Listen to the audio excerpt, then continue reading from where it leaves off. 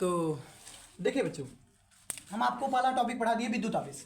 तो विद्युत आवेश में आपका 1 नंबर का सवाल बनता है कि 1 कूलाम आवेश में इलेक्ट्रॉनों की संख्या ज्ञात करना है। तो आपको अभी बताएं 1 कूलाम आवेशों में इलेक्ट्रॉनों की संख्या। फाइनली जब आप उसको आंसर हल करेंगे तो आपके पास आना चाहिए 6.25 गुणे 10 के घाते 18 इलेक्ट्रॉन। ध्यान दीजिए, n बराबर आना चाहिए 1 कूलाम आवेश में। 1 कूलाम आवेश में कितने इलेक्ट्रॉनों की संख्या आना चाहिए? 6.25 गुणे 10 के घाते 8। ध्यान दीजिए, कभी कभी आपके बहुविकल्पी न्यूमेरिकल में पूछ लेता है कि 1 कूलाम आवेश में इलेक्ट्रॉनों की संख्या कितनी होनी चाहिए, तो n बराबर कितना होगा जी? इधर देखिए, तो 6.25। चलिए तो चालू करते हैं। आवेश के प्रकार यहाँ देख लेते हैं। आवेश के प्रकार हेडिंग रहना चाहिए आपका दूसरा, आवेश के प्रकार। आवेश के प्रकार, देखो आवेश के प्रकार पढ़ लेते हैं। तो आवेश कितने प्रकार का होता है जी? देखिए, आवेश आपका 2 प्रकार का होता है। मतलब सेल बैटरियों में क्या होता है, एक धन टर्मिनल होता है, मतलब एक धनात्मक सिरा होता है और एक ऋणात्मक सिरा होता है। तो उसी प्रकार इसमें भी आवेश क्या होते हैं, 2 प्रकार के होते हैं, एक धनावेश और एक ऋणावेश। तो चलो देख लेते हैं थोड़ा सा। यहाँ लिखते हैं आवेश। आवेश 2 प्रकार का होता है। आवेश 2 प्रकार का होता है। आवेश 2 प्रकार का होता है। पहला धनावेश, दूसरा ऋणावेश। समझ लेते हैं थोड़ा सा इसके बारे में। देखिए धनावेश क्या होता है, यहां से ऐसे समझ लेते हैं। आवेश कितने प्रकार के होते हैं? तो जब भी आएगा कि आवेश किसे कहते हैं, तो 2 वस्तुओं के घर्षण से आवेश की उत्पत्ति होती है, या कहते हैं किसी पदार्थ का वह गुण जिसके कारण उस पदार्थ में विद्युत तथा चुंबकीय प्रभाव का अनुभव किया जा सके, उसे क्या कहते हैं? विद्युत आवेश कहते हैं। क्या कहते हैं बाबू? विद्युत आवेश कहते हैं। तो विद्युत आवेश कितने प्रकार के होते हैं, ये तो यहां देख लीजिए। विद्युत आवेश कितने प्रकार के होते हैं? धनावेश और ऋणावेश 2 प्रकार के। कितने प्रकार के होते हैं? 2 प्रकार के। तो ध्यान दीजिए, धनावेश को हम लिखते हैं +q से और ऋणावेश को लिखते हैं -q से। किसी को कोई दिक्कत? यहाँ देखिए। और हाँ, इस पाठ को अच्छे से समझने के लिए आपको ये वीडियो देखना ही पड़ेगा, ठीक ना? यहाँ देखिए, चलिए देखिए। तो सबसे पहले डिफाइन कर लेते हैं धनावेश होता क्या है। मतलब आपका ये धनावेश क्या होता है, इसको देख लेते हैं। तो पॉजिटिव आवेश क्या होता है? Positive charge. तो धनावेश को क्या कर सकते हैं? Positive charge. तो पॉजिटिव चार्ज क्या होता है? मान लेते हैं हमारे पास ये कोई पदार्थ है, कोई पदार्थ है, देख लीजिए। मान लेते हैं ये कोई पदार्थ है। क्या है? ये कोई पदार्थ है, इसमें 10 इलेक्ट्रॉन है। कितने इलेक्ट्रॉन है? 10 इलेक्ट्रॉन। तो ये आपके पदार्थ है, कोई इसमें 10 इलेक्ट्रॉन है। ध्यान दीजिए, धनावेश को डिफाइन करने जा रहे हैं। तो कोई पदार्थ, ये आपका पदार्थ है, इसमें 10 इलेक्ट्रॉन है, और अगर इलेक्ट्रॉन 2 ठो इसमें से इलेक्ट्रॉन किसी शक्ति द्वारा, किसी ऊर्जा द्वारा 2 इलेक्ट्रॉन को हम निकाल दिए हैं। 2 इलेक्ट्रॉन को क्या कर दिए? निकाल दिए। तो कितने इलेक्ट्रॉन बचेंगे फाइनली? 8 इलेक्ट्रॉन बचेंगे। तो 8 इलेक्ट्रॉन बचेंगे, तो जितने इलेक्ट्रॉन निकले रहेंगे, ध्यान दीजिए, जितने इलेक्ट्रॉन निकले रहेंगे उतने इलेक्ट्रॉन यहां पर क्या हो जाएगा? धनावेश आ जाएगा। उतना क्या हो जाएगा? धनावेश हो जाएगा। ध्यान दीजिए, तो जितने पदार्थ में, यदि किसी पदार्थ में इलेक्ट्रॉन की कमी होती है तो क्या किसकी उत्पत्ति होती है जी? किसकी उत्पत्ति होगी? ध्यान दीजिए, जब किसी पदार्थ में इलेक्ट्रॉन की कमी होती है तो आवेश की उत्पत्ति होती है। वो भी कौन से आवेश की? धनावेश की। तो जब किसी पदार्थ में इलेक्ट्रॉन की, ध्यान दीजिए, किसी पदार्थ में, यहां लिखेंगे, जब धनावेश को डिफाइन कर रहे हैं, इधर देखिए, जब किसी पदार्थ में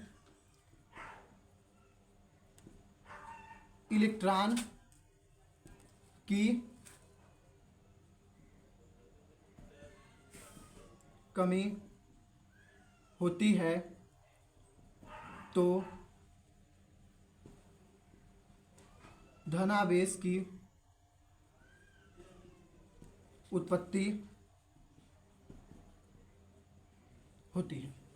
ध्यान दीजिए, तो जब भी किसी पदार्थ में ध्यान दीजिए, जब किसी पदार्थ में इलेक्ट्रॉन की कमी होती है, जब किसी पदार्थ में इलेक्ट्रॉन की कमी होती है तो धनावेश की उत्पत्ति होती है। तो कभी कभी पूछा जाता है कि धनावेश कैसे उत्पन्न होता है। अच्छा हाँ, अगर हम इमेज करें तो ये आपका जो होगा, अगर हम इसको ध्यान में अपने ध्यानपूर्वक माइंड से सोचें तो ऐसा लगेगा यदि किसी पदार्थ में इलेक्ट्रॉन की कमी हो रही है तो वहां पर ऋणावेश उत्पन्न होना चाहिए, लेकिन ये बिल्कुल अलग है। ध्यान दीजिए, जब किसी पदार्थ में इलेक्ट्रॉन की कमी होती है तो धनावेश की उत्पत्ति हो जाती है। अच्छा, धनावेश की उत्पत्ति होती है, कितना उत्पत्ति होता है ये समझ लेते हैं थोड़ा सा। देखो, जैसे मान लेते हैं कि घर वगैरह में, मतलब ट्रेन वगैरह में सीट नहीं है, जनरल की सीट में गए हैं आप लोग और ट्रेन में सीट नहीं है, तो जितने लोग, ध्यान दीजिए, जितने लोग बाहर निकलेंगे, मतलब एकदम ठूस के भरे गए हैं उसमें, एकदम ठूस ठूस कर भरे गए हैं लोग और उसमें बैठे हैं, तो कुछ लोग खड़े रहते हैं और सोचते हैं कि अगर एक बाहर निकले तो हम कूद जाएं, दो बाहर निकले तो हम दो लोग कूद जाएं, तीन बाहर निकले तो तीन लोग कूद जाएं। उसी प्रकार ये होता है कि जब किसी पदार्थ में जितने इलेक्ट्रॉन निकलेंगे, मतलब अगर इस पदार्थ में, ध्यान दीजिए, ये पदार्थ है, इसमें आपके कितने इलेक्ट्रॉन थे? 10 इलेक्ट्रॉन। अगर 10 इलेक्ट्रॉन हैं और 2 इलेक्ट्रॉन भाग गए, 2 इलेक्ट्रॉन क्या हो गए बाबू? निकल गए। 2 इलेक्ट्रॉन क्या हो गए? निकल गए। तो इसमें दो आवेश आ जाएगा। कितना आवेश आ जाएगा? और वो भी पॉजिटिव आवेश आ जाएगा। कैसा आवेश आएगा? पॉजिटिव आवेश। तो ध्यान दीजिए, जब किसी पदार्थ में इलेक्ट्रॉन की कमी होती है तो किसकी उत्पत्ति होती है? धनावेश की उत्पत्ति होती है। अच्छा ये बताइए, जब किसी पदार्थ में से इलेक्ट्रॉन निकलेंगे, ध्यान दीजिए, जब किसी पदार्थ में इलेक्ट्रॉन निकलेंगे, इलेक्ट्रॉन भले ही पदार्थ का अत्यंत सूक्ष्मतम कण है, ध्यान दीजिए, काल्पनिक कण है या अत्यंत सूक्ष्मतम कण है, लेकिन उसका भी कुछ न कुछ मास होता है, उसका भी कुछ न कुछ द्रव्यमान होता है। तो बताइए भाई, इलेक्ट्रॉन का जब द्रव्यमान है और इलेक्ट्रॉन आपके पदार्थ से निकल रहे हैं तो इससे आपके पदार्थ का द्रव्यमान घटेगा कि बढ़ेगा? बताइए, घटेगा कि बढ़ेगा? जब पदार्थ से कोई चीज निकलता है तो उससे पदार्थ तो घट भी करेगा। तो इससे क्या होता है, यहां देखिए, इसमें कुछ पॉइंट होते हैं। तो पहला पॉइंट ये होता है, इससे पदार्थ का घनत्व कम हो जाता है। इससे पदार्थ का घनत्व कम हो जाता है। ध्यान दीजिए, इससे पदार्थ का घनत्व कम हो जाता है। कैसे देख लेते हैं थोड़ा सा। घनत्व बराबर फार्मूला आप लोग जानते होंगे, घनत्व डेंसिटी जिसको कहते हैं। घनत्व बराबर क्या होता है? द्रव्यमान बटे आयतन, द्रव्यमान बटे आयतन। तो अब आपका ये बताइए, ये जो घनत्व है ये डायरेक्टली किसके प्रोपोर्शनल है? द्रव्यमान के डायरेक्टली समानुपाती है। तो जब आपका द्रव्यमान बढ़ेगा, मतलब जब ये द्रव्यमान बढ़ेगा तब आपका क्या बढ़ जाएगा? घनत्व बढ़ेगा। लेकिन आयतन बढ़ा तो घनत्व क्या होगा? घट जाएगा। उसी प्रकार जब द्रव्यमान बढ़ेगा तो घनत्व क्या होगा? बढ़ जाएगा। तो इससे पदार्थ का घनत्व क्या हो जाता है? इससे पदार्थ का घनत्व कम हो जाता है। मतलब द्रव्यमान अगर कम हो रहा है, अच्छा द्रव्यमान कम क्यों नहीं होगा भाई? जब पदार्थ से इलेक्ट्रॉन निकल रहे हैं तो जाहिर सी बात है इस पदार्थ का कुछ न कुछ द्रव्यमान घटेगा। तो जब पदार्थ का द्रव्यमान घटा तो इससे क्या हो जाएगा? पदार्थ का द्रव्यमान घट गया तो पदार्थ का घनत्व भी कम हो जाता है। इससे पदार्थ का घनत्व कम हो जाता है। अब थोड़ा सा समझ लेते हैं। देखिए, धनावेश क्या होता है? जब किसी पदार्थ में इलेक्ट्रॉन की कमी होती है तो धनावेश की उत्पत्ति होती है। अच्छा हाँ, जब पदार्थ में 2 इलेक्ट्रॉन निकलेंगे तो 2 पॉजिटिव चार्ज आ जाएंगे, मतलब 2 धनावेशित हो जाएगा। और अगर 10 इलेक्ट्रॉन निकल रहे हैं तो 10 धनावेश हो जाएंगे। ठीक है ना? मतलब जितने बॉगी में से, मतलब जनरल की बॉगी में से जितने आदमी बाहर निकलेंगे उतने आदमी धड़ाम से कूद जाएंगे। समझ रहे हैं ना मेरी बात? देखिए, चलिए अब थोड़ा सा समझ लेते हैं ऋणावेश के बारे में। देखिए ऋणावेश क्या होता है। हाँ, पढ़ लीजिए बाबू, क्योंकि पढ़ाई ही सब कुछ है। देखिए ऋणावेश क्या होता है, इधर देखिए, मान लेते हैं ये पदार्थ है आपका, इसमें 10 इलेक्ट्रॉन थे। कितने इलेक्ट्रॉन थे? 10 इलेक्ट्रॉन। और बाहर से 2-4 इलेक्ट्रॉन, मान लेते हैं 5 इलेक्ट्रॉन बाहर से पकड़ कर लाया, इस पदार्थ में रखा गया। ठीक है ना? तो पदार्थ बाहर से इलेक्ट्रॉन आ रहे हैं। अब आपके माइंड में ख्याल आ जाना चाहिए कि बाहर से अगर इलेक्ट्रॉन आ रहे हैं तो पदार्थ का द्रव्यमान क्या हो जाएगा? बढ़ जाएगा। पदार्थ का द्रव्यमान क्या होगा? बढ़ जाएगा। तो ऋणावेश में पदार्थ का द्रव्यमान बढ़ जाता है। द्रव्यमान बढ़ा तो डेंसिटी भी बढ़ जाएगी आपकी, मतलब घनत्व बढ़ जाएगा। तो देखिए इसमें क्या लिखते हैं, जब किसी पदार्थ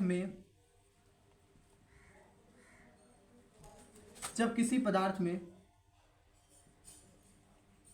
इलेक्ट्रॉन की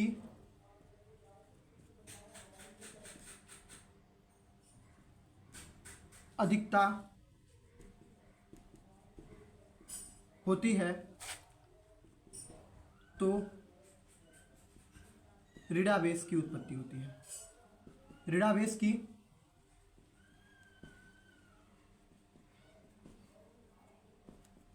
देखिए, जब किसी पदार्थ में इलेक्ट्रॉन की अधिकता होती है तो ऋणावेश की उत्पत्ति होती है। देखिए ऋणावेश की उत्पत्ति कैसे होगी, अगर 5 इलेक्ट्रॉन इसमें जुड़ रहे हैं तो यहां से 5 इलेक्ट्रॉन मतलब 5 ऋण आवेश कूद जाएंगे।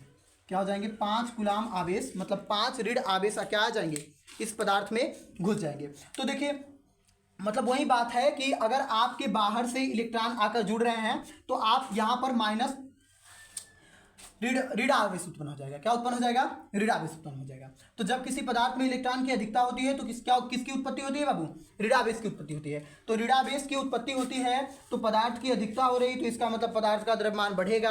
अगर द्रव्यमान बढ़ा तो आपकी डेंसिटी बढ़ी, डेंसिटी बढ़ी तो यहां पर पॉइंट में लिख सकते हैं हम, इससे पदार्थ का घनत्व, इससे पदार्थ का घनत्व बढ़ जाता है।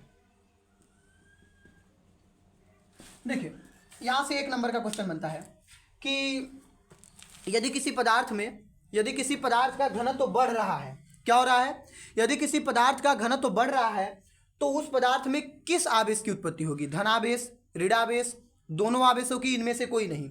तो इसका ऑप्शन हो जाएगा आपका ऑप्शन नंबर। ध्यान दीजिए क्वेश्चन कैसे पूछेगा, ध्यान दीजिए, यदि किसी पदार्थ का घनत्व बढ़ता है तो उस पदार्थ में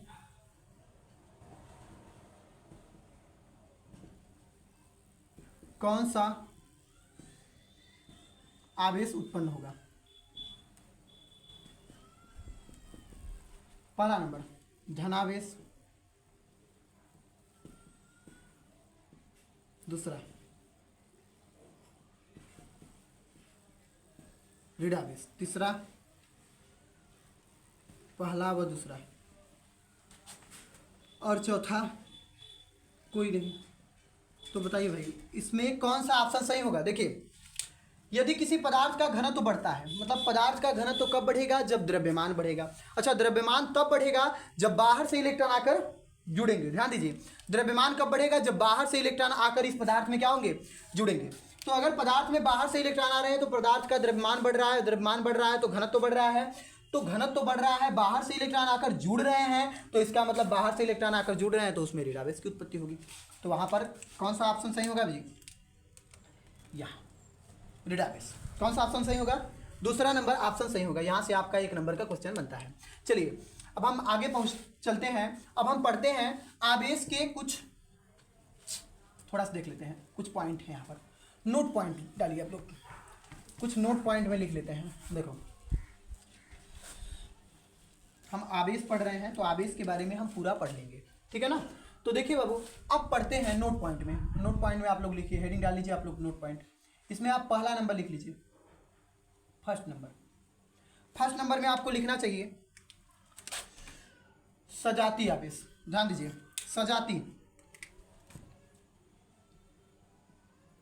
सजाती का मतलब क्या होता है, दोनों की जाते समान हो। तो सजाती मतलब प्लस प्लस या माइनस माइनस। अच्छा प्लस प्लस या माइनस माइनस, प्लस प्लस या माइनस माइनस। ध्यान दीजिए इसका मतलब हमको नहीं समझ में आ रहा है। मतलब सजाती का मतलब ये होता है, हमारे पास अब आवेश कितने हो गए हैं जी, 2 ठो। आवेश कितने प्रकार के होते हैं, 2 आवेश। तो आवेश 2 प्रकार के होते हैं, एक धनावेश होता है, एक ऋणावेश होता है। अगर सजाती लेंगे तो दोनों की जाते समान होता है, या तो हम प्लस प्लस ले लें या तो फिर माइनस माइनस आवेश ले लें। मतलब या तो धन धन आवेश ले लें या तो ऋण ऋण आवेश ले लें। तो सजाती आवेश क्या करते हैं, सजाती आवेश एक दूसरे को प्रतिकर्षित करते हैं। क्या करते हैं बाबू, हाँ, प्रतिकर्षित करते हैं। क्या करते हैं, प्रतिकर्षित करते हैं। सजातीय आवेश एक दूसरे को क्या करते हैं, सजातीय आवेश एक दूसरे को प्रतिकर्षित करते हैं। मतलब अगर समान समान के आवेश रहेंगे, या तो धन धन रहेगा, या तो फिर ऋण ऋण। ये जो आवेश हैं ये एक दूसरे को प्रतिकर्षित करेंगे। मान लेते हैं हमारा ये कोई पदार्थ है, ये कैसा है, धनावेश है, और ये भी कोई पदार्थ है, ये कैसा है, धनावेश है। इनको पास में लाएंगे तो इनमें कौन सा बल लगेगा बाबू, दूर भेजने वाला बल। मतलब ये इसको बाहर धक्का देगा और ये इसको बाहर धक्का देगा। तो सजातीय आवेश एक दूसरे को क्या करते हैं, प्रतिकर्षित का मतलब ये होता है कि दूर दूर भगाना। उसी प्रकार यदि यहाँ पर ये माइनस हो जाए, ये माइनस आवेश हो जाए और ये भी माइनस आवेश हो जाए, तो ये भी क्या करेंगे, दूर दूर धक्का देंगे। लेकिन हाँ, अगर यही आपके माइंड में ख्याल जरूर आ रहा होगा कि ये प्लस और माइनस होता तो जरूर चिपकाता। क्या होता, प्लस और माइनस होता तो जरूर आकर्षित करता। तो चलिए भाई, दूसरा पॉइंट हमारा यही होने वाला है। देखिए दूसरा पॉइंट में हम लिखेंगे, दूसरा पॉइंट में विजातीय आवेश।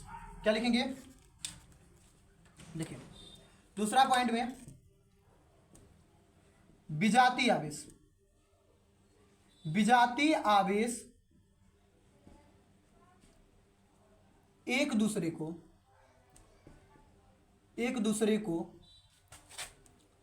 आकर्षित करते हैं, एक दूसरे को आकर्षित करते हैं। अच्छा, विजातीय आवेश कैसे होंगे, तो देखिए भाई विजातीय आवेश कैसे होंगे, विजातीय आवेश या तो प्लस माइनस और या तो फिर माइनस प्लस, सिंपल। तो विजातीय आवेश या तो धन या तो धन ऋण, विजातीय आवेश या तो धन ऋण या तो ऋण धन, मतलब या तो धनावेश ऋणावेश धनावेश, ये एक दूसरे को क्या करेंगे, चिपकाएंगे। ठीक है ना। तो सजाती का मतलब जात समान हो, ठीक है ना। तो जातें जब समान होती हैं तो सजातीय आवेश एक दूसरे को क्या करते हैं, प्रतिकर्षित करते हैं, और विजातीय आवेश एक दूसरे को आकर्षित करते हैं। देखिए बाबू, हम यहां पर आवेश को पढ़ लिए अच्छे से। आवेश क्या होता है, आवेश का मात्रक क्या होता है, आवेश का मात्रक क्या होता है, आवेश का मात्रक होता है कूलाम। क्या होता है, कूलाम। आवेश का मात्रक क्या होता है, आवेश का मात्रक होता है कूलाम। और कूलाम को किससे रिप्लेस करते हैं, सी से। अच्छा, नोट पॉइंट में यहां पर हम दूसरा नंबर लिख दें। देखो भाई, दूसरा नंबर हो गया, अब तीसरा नंबर लिख देते हैं। तीसरा नंबर कहता है आवेश का सबसे बड़ा मात्रक। आवेश का सबसे बड़ा मात्रक क्या होता है, आवेश का सबसे बड़ा मात्रक फैराडे। क्या होता है बाबू, फैराडे। आवेश का सबसे बड़ा मात्रक फैराडे होता है। चलिए, आवेश का सबसे बड़ा मात्रक फैराडे होता है। अच्छा, इसे एफ से प्रदर्शित करते हैं, इसे एफ से प्रदर्शित करते हैं, इसे एफ से प्रदर्शित करते हैं। आवेश का सबसे बड़ा मात्रक फैराडे होता है, इसे एफ से प्रदर्शित करते हैं। एक फैराडे में कितना कूलाम होता है, कभी कभी पूछता है एक फैराडे में कितना कूलाम होता है। यहां से आपका एक नंबर का क्वेश्चन बनता है, एक फैराडे में कितना कूलाम, तो एक फैराडे में 96,500 कूलाम होता है। एक फैराडे में कितने कूलाम आवेश होते हैं बाबू, तो एक फैराडे में 96,500 कूलाम होते हैं, ये नोट कीजिए। चलिए, तो आगे बढ़ते हैं। चलिए, तो आवेश धीरे धीरे हम डिफाइन कर चुके हैं। तो अच्छा, आवेश जो होता है, यदि हम ध्यान दीजिए, जब कोई कंडक्टर चार मतलब कोई भी कंडक्टिंग वायर हो, कोई भी चालक तार हो, उसमें धारा प्रवाहित हो रहा है, उसमें लाइन बह रही है, मतलब विद्युत बह रहा है, तो उसमें छोटे छोटे क्या होते हैं, आपके काल्पनिक होते हैं, लेकिन इलेक्ट्रॉन होते हैं। क्या होते हैं बाबू, इलेक्ट्रॉन होते हैं। अच्छा, ये जो छोटे छोटे इलेक्ट्रॉन होते हैं, अगर इनकी गणना करने लगे हम, मतलब अगर इनकी गणना करने लगे, तो इसकी किसकी उत्पत्ति हो जाती है, आवेश की उत्पत्ति हो जाती है। किसकी उत्पत्ति हो जाती है बाबू, आवेश की। मतलब अभी हम पढ़े हैं Q बराबर क्या होता है, Ne। Q बराबर क्या होता है, Ne। मतलब अगर आवेश की गणना करने लगते हैं n के मान में, क्योंकि n जो होता है वो आपकी संख्यात्मक मान होता है, मतलब न्यूमेरिक वैल्यू है। एन क्या है? इलेक्ट्रॉनों की संख्या है। तो इलेक्ट्रॉन की संख्या किसी भी प्रकार से हो सकती है। चलिए अब आगे चलते हैं, हेडिंग डाल लीजिए आप लोग, आवेश का संरक्षण। आवेश का संरक्षण, आवेश का संरक्षण, बिल्कुल बिल्कुल।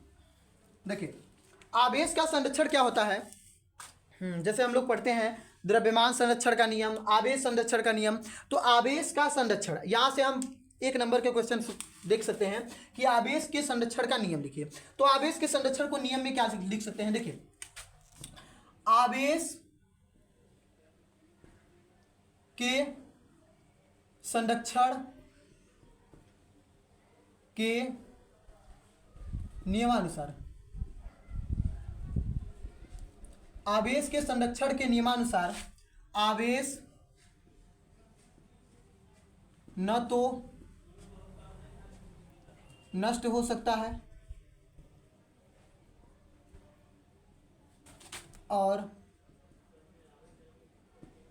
न ही उत्पन्न हो सकता है।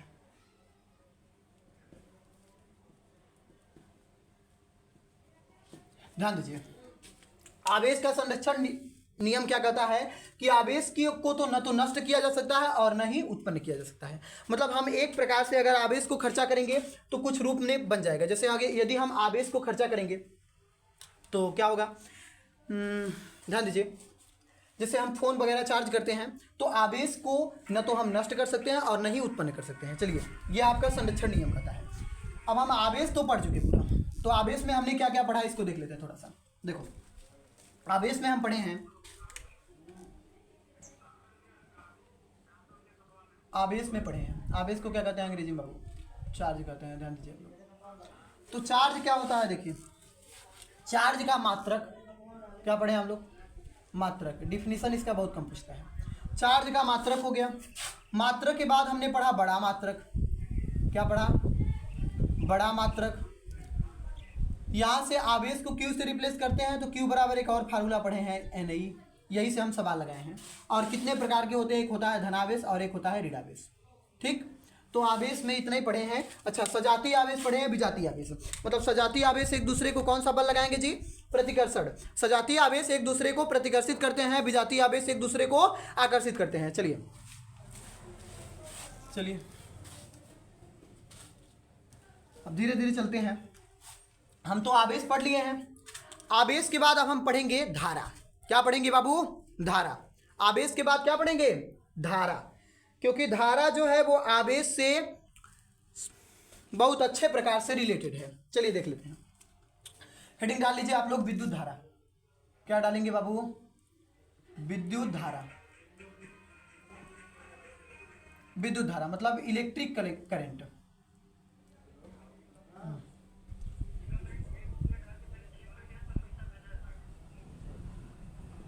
इलेक्ट्रिक करंट क्या होता है ये देखिए। करंट, आप लोग नाम सुने होंगे करंट, क्या सुने होंगे, करंट। तो करंट जो होता है वो होता है धारा, विद्युत धारा। अच्छा, विद्युत धारा किसमें फ्लो हो सकती है, तो विद्युत धारा केवल चालक तार में फ्लो हो सकती है। मतलब वो तार में फ्लो होगी, जैसे क्या हम कहें चालक तार, हम इसको मान सकते हैं, बताइए। ये प्लास्टिक है, इसमें तो फ्लो होगा नहीं। तो विद्युत चालक किसमें, विद्युत किसमें चालन होता है, धातुओं में चालन होता है। ये तो पढ़े होंगे आप लोग। चलिए, तो विद्युत धारा क्या होता है, विद्युत धारा जो होता है वो आवेश के, ध्यान दीजिए इसका छोटा सा डिफिनेशन है, इसको ध्यान दीजिए। देखिए, आवेश के परिवर्तन, आवेश के परिवर्तन की दर को विद्युत धारा, विद्युत धारा कहते हैं। आवेश के परिवर्तन की दर को क्या कहते हैं बाबू, विद्युत धारा कहते हैं। चलिए, आवेश के परिवर्तन की दर, ये जो है ये बहुत इंपॉर्टेंट चीज है, ध्यान दीजिए। इसी से हम इसका फार्मूला बना सकते हैं। तो विद्युत धारा, ध्यान दीजिए, इलेक्ट्रिक करंट। तो विद्युत धारा जो होती है ये क्या होता है, आवेश के परिवर्तन की दर को, ये जो दर है, दर को हम हमेशा किसमें मापते हैं बाबू, जैसे हम कहते हैं कितने दर में पैसा ले रहे हैं, कितना क्या कर रहे हैं, तो ये जो दर होता है यही हमारा हो जाता है समय। क्या हो जाता है बाबू, समय। और इस दर को हम किससे रिप्लेस करते हैं, मतलब समय को किससे रिप्लेस करते हैं, टी से। तो आवेश के परिवर्तन की दर को, मतलब आवेश कितने समय में कितना परिवर्तित हो रहा है, और अगर इसकी गणना करने लगते हैं तो किसकी उत्पत्ति हो जाती है बाबू, विद्युत धारा की। मतलब सीधा सीधा कहने का मतलब ये है कि इलेक्ट्रॉन की, पहले तो वायर में क्या फ्लो होता है, इलेक्ट्रॉन, तो पहले तो इलेक्ट्रॉन फ्लो होता है, फिर उसके बाद क्या फ्लो होता है, अगर उसकी गणना करने लगते हैं यन के, मतलब यदि गिनने लगते हैं तो किसकी उत्पत्ति हो जाएगी, आवेश की। और यही आवेश को परिवर्तन का दर ज्ञात करने लगेंगे, मतलब 1 मिनट में कितना आवेश, 1 सेकंड में कितने आवेश गए, 2 सेकंड में कितने आवेश गए, 1 घंटे में कितने आवेश गए, अगर इसकी गणना करने लगते हैं तो किसकी उत्पत्ति हो जाती है बाबू, धारा की। किसकी उत्पत्ति हो जाती है, धारा की। तो धारा क्या होता है, यहां देख लेते हैं पहले, आवेश के परिवर्तन की दर को विद्युत धारा कहते हैं। अच्छा, विद्युत धारा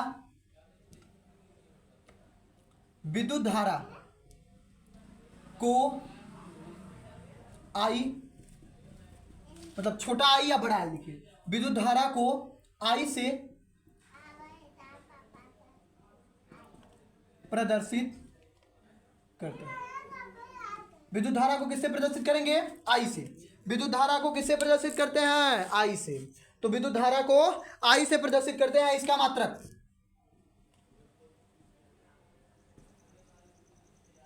इसका मात्रक क्या होता है, इसका मात्रक बहुत इंपॉर्टेंट होता है, ध्यान दीजिए। विद्युत धारा का मात्रक होता है एम्पियर। क्या होता है, एम्पियर। विद्युत धारा का मात्रक एम्पियर, बोले तो एम्पियर। चलिए, तो विद्युत धारा का मात्रक एम्पियर होता है।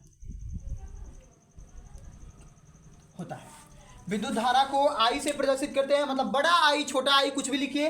विद्युत धारा को अल्फाबेट के किस अक्षर से प्रयोग करते हैं, किस अक्षर से प्रदर्शित करते हैं, तो आई से प्रदर्शित करते हैं। इसका मात्रक क्या होता है, एम्पियर। इसका मात्रक क्या होता है, एम्पियर। चलिए, तो अब इस डिफिनीशन को ध्यान दीजिए। इस डिफिनीशन को जब भी हम लिखेंगे वो इन्वर्टेड का मन रहेगा। देखिए, इस डिफिनीशन से थोड़ा सा एक चीज़ मिलता है कि आवेश के परिवर्तन की दर को, अगर किसी के परिवर्तन की दर को मापा जाता है तो यहाँ पर देखिए, आवेश के परिवर्तन की दर को कहते हैं धारा। क्या कहते हैं, विद्युत धारा। तो फार्मूला आपका बन के आता है यहाँ से, आपका विद्युत धारा बराबर आवेश बटे समय। क्या आएगा, आवेश बटे समय। आवेश बटे समय, सर समझ नहीं आ रहा है। मतलब देखिए, आवेश के परिवर्तन की दर, अगर किसी के परिवर्तन की दर ज्ञात करनी होती है तो ये जो आपका परिवर्तन का जो दर समय होता है, ये आपके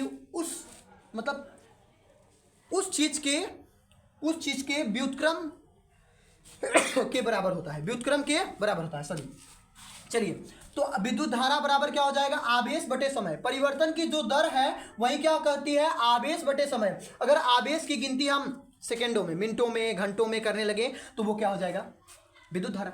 चलिए भाई, तो विद्युत धारा को किससे प्रदर्शित करते हैं, आई से। किससे, आई से। छोटा आई लिखें या बड़ा आई, कोई दिक्कत नहीं है। तो आई बराबर क्या हो जाएगा, क्यू बटे टी। समय को टी से रिप्लेस करते हैं। तो यहां से ये जो आपका फार्मूला है ये बहुत इंपॉर्टेंट हो जाता है।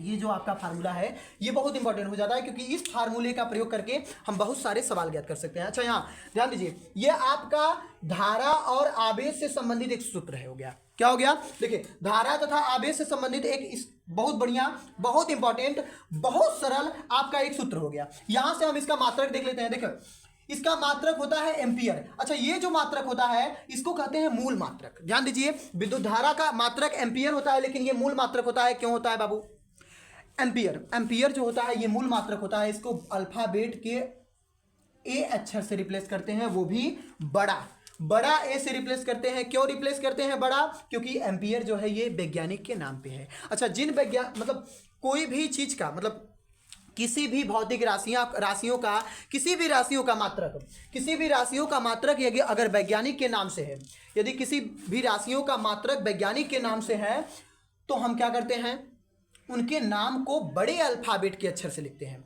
मतलब अल्फाबेट के बड़े अक्षर से लिखते हैं। तो एम्पियर को किससे रिप्लेस करेंगे, बड़े ए से। तो एम्पियर जो है वो आपके वैज्ञानिक के नाम पर है। ठीक है ना। एम्पियर किसका मात्रक होता है बाबू? धारा का। अब यहां से एक मात्रक का और पता चलता है, यहां से एक मात्रक का और पता चलता है। मात्रक देख लेते हैं, यहां से इसका मात्रक देख लेते हैं। ये आपका समीकरण नंबर फर्स्ट मानिए, क्योंकि ये इंपॉर्टेंट होता है, इसमें एक और कुछ समीकरण आएंगे। देखिए, तो आपका ये धारा का मात्रक अभी हमने पढ़े हैं एम्पियर। क्या पढ़े हैं? एम्पियर। क्या पढ़े अभी? एम्पियर पढ़े हैं। लेकिन हाँ, एक तो मात्रक तो एम्पियर पढ़ लिए हैं। अगर इसके सूत्र से एक मात्रक देखें तो क्यू है। क्यू क्या है बाबू? आवेश है। तो आवेश का मात्रक क्या होता है? आवेश का मात्रक क्या होता है बोले तो कूलाम। क्या होता है बाबू? कूलाम। आवेश का मात्रक कूलाम और समय का मात्रक सेकेंड। आवेश का मात्रक कूलाम और समय का मात्रक सेकेंड। यहां से आपका 1 नंबर का क्वेश्चन, 2 नंबर का, कभी कभी 2 नंबर का, कभी कभी 1 नंबर का क्वेश्चन इंपॉर्टेंट बन जाता है। एम्पियर। एम्पियर बराबर क्या होता है? कूलाम बटे सेकेंड। मतलब 1 एम्पियर की परिभाषा यहां से मिल जाता है। चलिए, तो हाँ देखिए, एम्पियर जो है यहां से देख लेते हैं 1 एम्पियर की परिभाषा। 1 एम्पियर की परिभाषा, यदि किसी चालक तार में 1 सेकेंड में 1 कूलाम आवेश प्रवाहित हो रहे हैं, यदि किसी चालक तार में, ध्यान दीजिए, यदि किसी चालक तार में 1 सेकेंड में एक, मतलब टी बराबर क्या हो जाए बाबू? यहां में इसको हम संकेतिक रूप में लिख सकते हैं, यहां में संकेत रूप में लिख सकते हैं ए बराबर सी बटे टी। हम ए बराबर सी बटे टी लिख सकते हैं। ए क्या है आपका? एम्पियर है। सी क्या है? कूलाम है। टी क्या है? समय है। समय मतलब सेकेंड है। चलिए, तो टी यस लिख देते हैं, सेकेंड को यस से रिप्लेस करते हैं। तो ए बराबर सी बटे यस। तो यहां से 1 एम्पियर की परिभाषा लिखें तो 1 कूलाम बटे 1 सेकेंड। मतलब यदि किसी चालक तार में 1 सेकेंड में 1 कूलाम आवेश प्रवाहित हो रहे हैं तो उसे 1 एम्पियर कहते हैं। क्या कहते हैं? 1 एम्पियर कहते हैं। तो चलिए फटाफट आप लोग 1 एम्पियर की परिभाषा हेडिंग डाल लीजिए।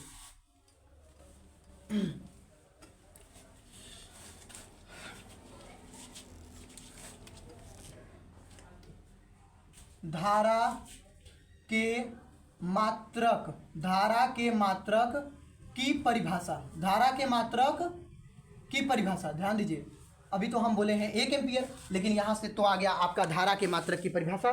ध्यान दीजिए, देखिए, धारा के मात्रक की परिभाषा, या में इसको कह सकते हैं 1 एम्पियर की परिभाषा। 1 एम्पियर की परिभाषा, 1 एम्पियर की परिभाषा। देखिए, इस परिभाषा को लिखने के लिए ध्यान दीजिए, 1 एम्पियर की परिभाषा क्या हो सकती है?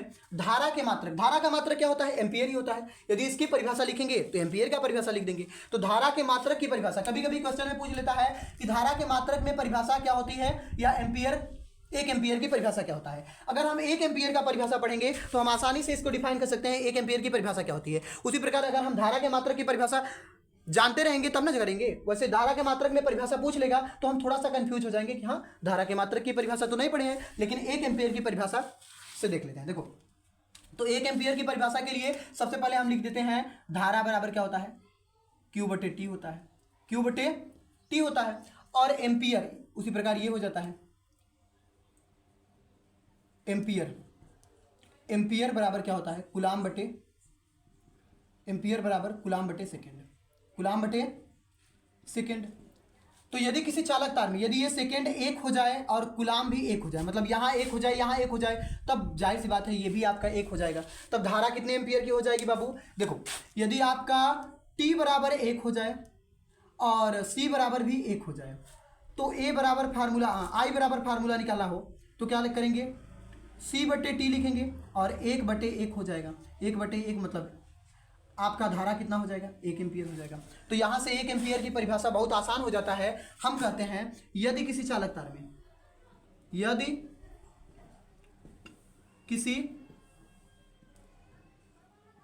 चालक तार में, यदि किसी चालक तार में 1 सेकेंड में, यदि किसी चालक तार के, लिख लीजिए यहां पर, यदि किसी चालक तार के 1 सेकेंड में, 1 सेकेंड में 1 कूलाम आवेश, 1 कूलाम आवेश प्रवाहित हो रहे हों, 1 कूलाम आवेश प्रवाहित हो रहे हों तो वह एक एम्पियर धारा के बराबर होता है। चलिए ध्यान दीजिए, यदि किसी चालक तार में, ध्यान दीजिए, चालक तार में अगर 1 सेकंड में, यदि किसी चालक तार के 1 सेकंड में 1 कूलाम आवेश प्रवाहित हो रहे हो तो वह 1 एम्पियर के बराबर होता है। चलिए, तो 1 एम्पियर का परिभाषा बहुत इंपॉर्टेंट होता है, इसको आप इंपॉर्टेंट समझ लीजिए। चलिए इसको इंपॉर्टेंट समझ के उतारिए। तो अब आपको कुछ सवाल बताते हैं, ध्यान दीजिए। सवाल के लिए हम फार्मूला क्या याद रखेंगे बाबू? आई बराबर क्या याद रखेंगे? आई बराबर क्यू बटे टी। ये तो हमने अपना समीकरण नंबर 1 बनाया था, क्या आपको पता है जी? ये हम अभी समीकरण नंबर इसको 1 माने हैं। तो यहां से देख लेते हैं, तो ये किसके किसके संबंध में है? ये धारा तथा आवेश के संबंध में है। धारा तथा आवेश के संबंध में है, संबंध में है। लेकिन यह ध्यान दीजिए, ये धारा तथा आवेश के संबंध में पहला है। और अगर हम देखें तो Q बराबर हम पढ़े हैं एन ई। Q बराबर क्या पढ़े हैं? N E. अगर ये मान यहां रख देंगे तो I बराबर फार्मूला क्या हो जाएगा बाबू?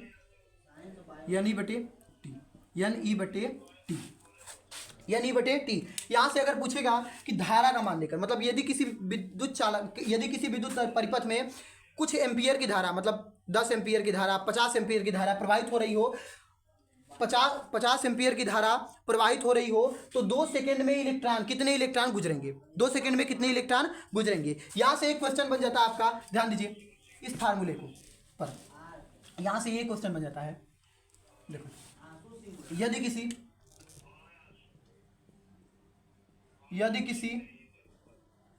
परिपथ में 1 सेकंड में 10 एम्पियर की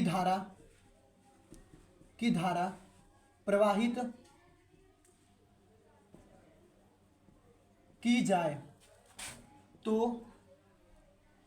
कितने इलेक्ट्रॉन गुजरेंगे? कितने इलेक्ट्रॉन गुजरेंगे? ध्यान दीजिए, कितने इलेक्ट्रॉन गुजरेंगे? देखिए, यदि किसी परिपथ में, मतलब कोई आपका सर्किट है, उसमें क्या 1 सेकेंड में 10 एम्पियर की धारा जा रही है। मतलब यहां से अगर हम देखें तो धारा कितना दिया है? 10 एम्पियर। कितना धारा दे दिया है बाबू? 10 एम्पियर। तो चलिए 10 एम्पियर धारा दे दिया है और टाइम कितना है आपका? 1 सेकेंड है। कितना है? 1 सेकेंड। तो 1 सेकेंड में 10 एम्पियर की धारा प्रवाहित हो रही है, प्रवाहित की जाए तो हमारे पास फार्मूला क्या है? आई बराबर एन डी बटे टी।